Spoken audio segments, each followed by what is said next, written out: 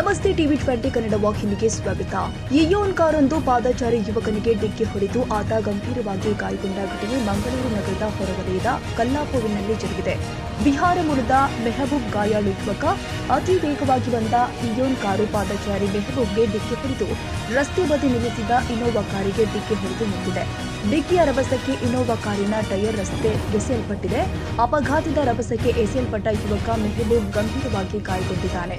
ಇನ್ನು ಆತನ ತಲೆಗೆ ಗಂಭೀರ ಗಾಯವಾಗಿ ರಕ್ತದ ಮಡುವಿನಲ್ಲಿ ಬಿದ್ದಿದ್ದಾನೆ. ಗಂಭೀರ ಗಾಯಗೊಂಡಿದ್ದ ಯುವಕನ ತಲೆಯಲ್ಲಿ ರಕ್ತ ಒಸರುತ್ತಿರುವುದನ್ನು ಕಂಡು ಸಾಮಾಜಿಕ ಕಾರ್ಯಕರ್ತ ಉಸ್ಮಾನ್ ಕಲ್ಲಾಪು ತಮ್ಮ ಅಂಗಿಯನ್ನೇ ಅರಿದು ಆತನ ತಲೆಗೆ ಕಟ್ಟಿದ್ದಾರೆ. ಬಳಿಕ ಆತನನ್ನು ತಕ್ಷಣ ಮಂಗಳೂರಿನ ಖಾಸಗಿ ಆಸ್ಪತ್ರೆಗೆ ದಾಖಲಿಸಿದ್ದಾರೆ. ಇನ್ನು ಗಾಯಾಳು ಮಂಗಳೂರಿನ ಖಾಸಗಿ ಆಸ್ಪತ್ರೆಯಲ್ಲಿ ಚಿಕಿತ್ಸೆ ಪಡೆಯುತ್ತಾ ಇದ್ದಾನೆ. ಅಪಘಾತ ಭಯಾನಕ ದೃಶ್ಯ ಸಿಸಿ ಕ್ಯಾಮೆರಾದಲ್ಲಿ ಸೆರೆಯಾಗಿದೆ.